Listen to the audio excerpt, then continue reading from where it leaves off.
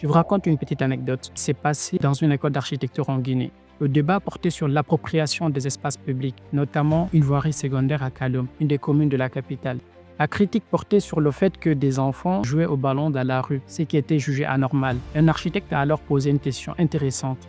Il a dit pourquoi interdire aux enfants d'occuper cet espace? Sur quelle base repose cette interdiction? Bien sûr, il existe un risque que ces conducteurs heurtent un ballon ou même un enfant, mais dans ce contexte, les conducteurs eux-mêmes s'adaptaient à la situation.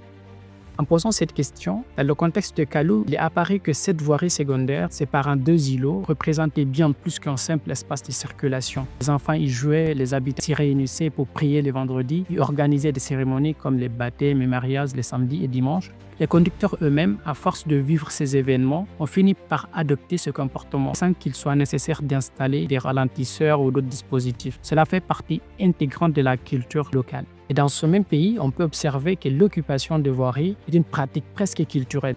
Les commerces, les équipements de loisirs, tout est presque concentré le long des axes routiers. Les marchés où l'on voit les vendeurs sortir leur étalage pour occuper la chaussée, c'est une problématique partagée par plusieurs autres pays d'Afrique de l'Ouest que j'ai personnellement visité.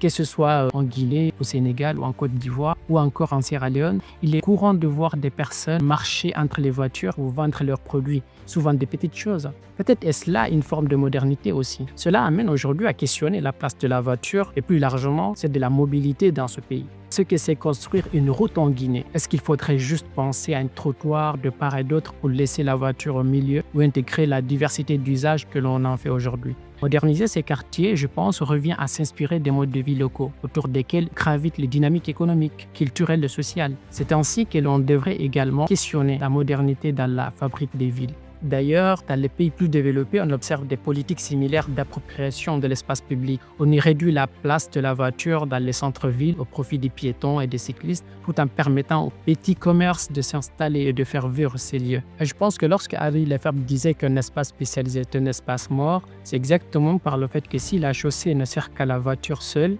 elle devient en bonne partie inutile par rapport à une autre où on peut circuler, jouer au foot, etc. Voilà, c'est la fin de cette vidéo et c'est fait un plaisir de faire cette analyse et la partager avec vous et vos propres opinions. À très bientôt pour un nouveau numéro. Vous pouvez aussi vous abonner et partager ce contenu autour de vous. Ensemble, posons-nous les bonnes questions. C'était Toka pour coursidon.ca pour vous servir.